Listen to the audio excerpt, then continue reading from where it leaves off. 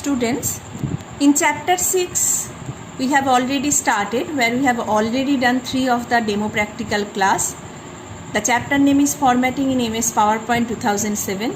We have already finished the functions of clipboard group, the functions of slide group in MS PowerPoint, then functions of font group.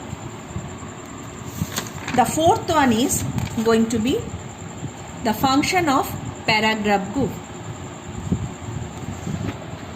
See here in this ribbon, the groups are all there just side by side. This is clipboard, next is slide, font, and now today's topic is different options of or different functions of paragraph group.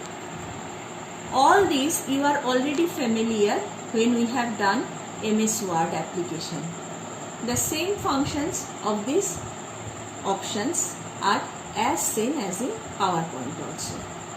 First, as like in your book, it has given the bullets and numbering. You know the functions of bullets and numbering. We did it in MS Word. Same way, you can apply the bullets and numbering on the selected text of MS PowerPoint. For our help, already I have written some text there. So no need to type text, but when you do at home, first you enter some of the text in a listed manner. You know that the advantage of or the usage of why do you use bullet or numbers there. This is very common in your question paper, the numbers or the bulleted lists. So these things, if you are doing this in your presentation, how to apply the bullets or numbers. Bullets means listed symbols, numbers means you know that the listed numbers or alphabets. Already I have done or written some of the text, so I am just selecting. You know that without selection nothing can be done here. To select the text, now only in home tab I have very left corner the bullets and just after that the numbers. These are default bullets. The circular manner, this is the default bullets. If you wish to get more bullets, just there is a small arrow, click on it, you will get more bullets. Which designs you just wish to apply, click on that. See, my bullets are there. Same way, numbers also, this is default numbers 1 to 3. Just after the numbers, I have again a down arrow, click on it. My numbers options are there, either alphabets or Roman numbers or the small alphabets. Whatever is your choice, just click. Now my numbers are there. So understood about these bullets and numbers. Next is, here is given increase and decrease in list level. See, why this is needed? This is margin. See, the dotted lines are margins. There are 2 buttons are present, increase or decrease level. If I click on this, just look at the text for changes. Increase list level. I am clicking. See, the text is pushing to the right side. This is my margin. Text is pushing to the right side.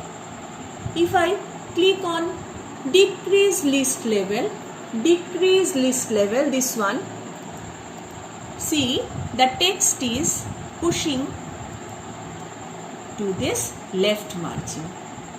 Next is here given line spacing. Next is line spacing. So many lines are there. If I wish to make the more space between the lines,